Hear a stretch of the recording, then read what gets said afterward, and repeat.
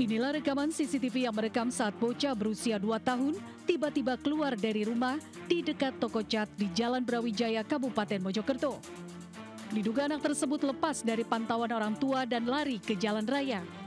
Akibat peristiwa tersebut memicu kecelakaan beruntun antara dua sepeda motor, truk, dan minibus. Pengendara motor yang melintas dari arah Pasuruan menuju Mojokerto langsung mengerem mendadak menghindari anak tersebut. Tiba-tiba dari belakang langsung ditabrak pengendara motor lain dan jatuh ke tengah jalan. Dari arah belakang truk besar bermuatan air mineral juga mengerem mendadak agar tidak melindas pengendara motor yang terjatuh. Truk pun ditabrak minibus dari arah belakang. Beruntung bocah selamat dan langsung dibawa oleh kedua orang tuanya dan warga lainnya. Belum datang, lari-lari lihat anaknya, lalu dimarahi orang-orang banyak. Itu memang dibiarkan gitu anaknya? Nggak tahu, orang tuanya entah tidur, entah di mana, nggak tahu, lari sendirian. Kini kasusnya ditangani oleh Polsek Pungging dan unit Laka Lantas Polres Mojokerto. Dari Kabupaten Mojokerto, Jawa Timur, Salahuddin, iNews melaporkan.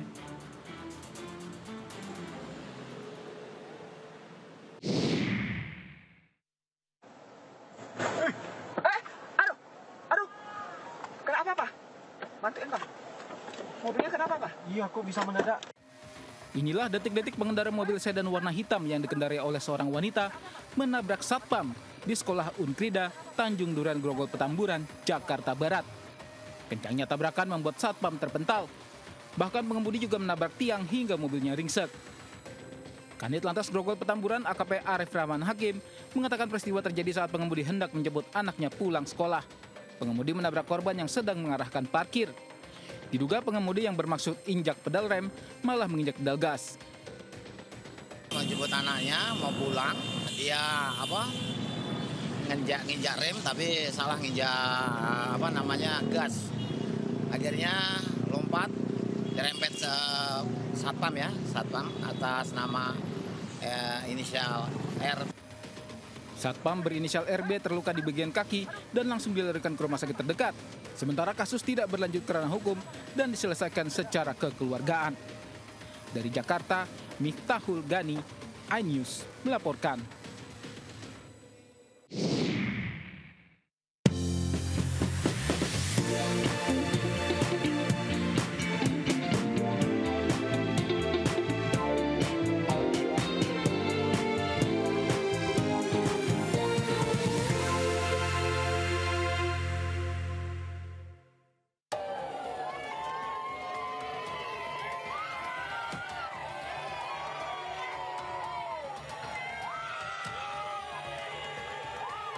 Isak tangis mewarnai prosesi penyemayaman jenazah Irna Kulata Murni, seorang mahasiswa yang tewas di kosannya di wilayah Ciracas, Jakarta Timur.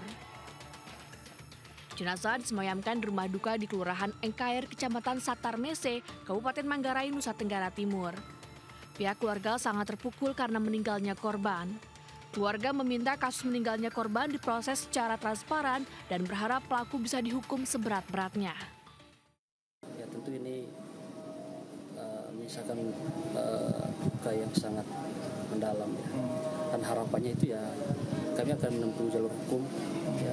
Dan harapan pihak terkait bisa membantu kami lalu kemudian membantu proses hukum ini supaya terang benderang dengan harapan pelaku bisa mendapatkan hukuman yang seberat-beratnya. Sebelumnya, korban yang merupakan mahasiswi berusia 23 tahun ditemukan tewas di dalam kosannya di kawasan Susukan, Ciracas, Jakarta Timur. Korban diduga dianiaya hingga meninggal dunia oleh kekasihnya berinisial FF yang masih berusia 16 tahun. Pelaku tega menghabisi nyawa korban karena diputuskan oleh korban dan cemburu mengetahui korban berjalan dengan pria lain. Hingga kini belum ada keterangan resmi dari pihak kepolisian. Karena pelaku masih di bawah umur, kasus pembunuhan kini ditangani oleh Unit Perlindungan Perempuan dan Anak Polres Metro Jakarta Timur. Dari Jakarta, Rio Manik, iNews melaporkan.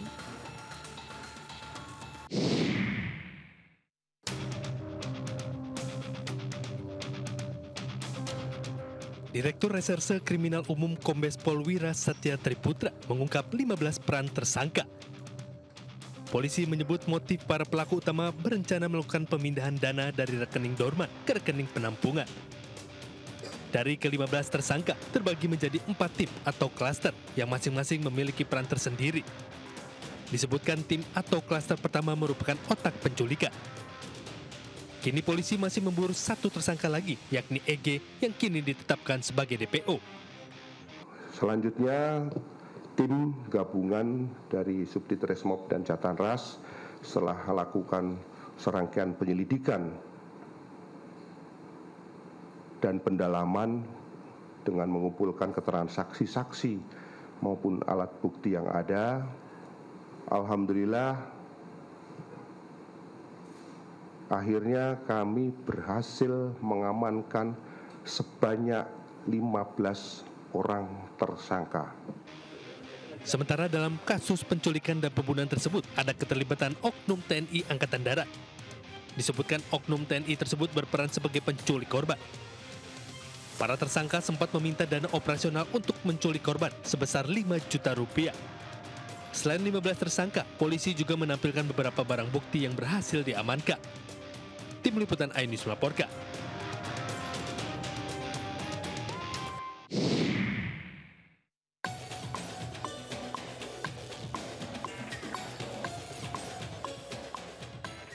Di balik kematian Muhammad Ilham Pradipta atau MIP yang merupakan kepala cabang sebuah bank BUMN di Cempaka Putih, Jakarta, terdapat 2 opsi sadis yang dilakukan para otak pelaku. Polisi menyebut awalnya para otak pelaku mengambil opsi pertama, yakni akan membebaskan korban setelah dilakukan ancaman kekerasan. Namun akibat kekerasan benda tumpul di leher korban yang menekan jalannya nafas dan pembuluh nadi besar menyebabkan korban mati lemas.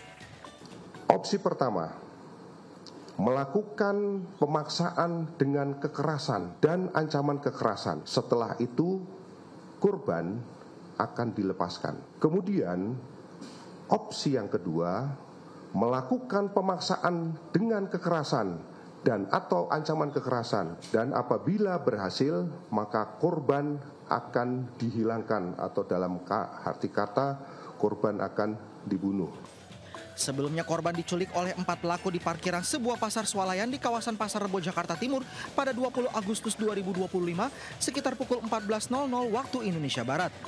Korban yang hendak masuk ke dalam mobil miliknya tiba-tiba disekap dan dimasukkan ke dalam mobil yang parkir bersebelahan dengan mobil korban. Jasad korban ditemukan warga di area persawahan di Desa Nagasari, Serang Baru, Kabupaten Bekasi, Jawa Barat pada Kamis pagi 21 Agustus 2025.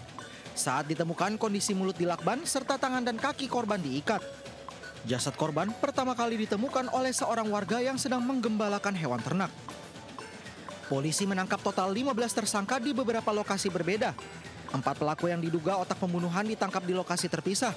3 pelaku ditangkap ruas Jalan Raya Solo, Jogja, Jawa Tengah, dan 1 pelaku berinisial C ditangkap di kawasan Pantai Indah Kapuk, Jakarta Utara. Selain itu, 3 dari 4 pelaku penculikan ditangkap di rumah kontrakan kawasan Johar Baru. Sementara 1 lainnya ditangkap di Bandara Komodo, Labuan Bajo, Nusa Tenggara Timur. Tim Liputan iNews melaporkan.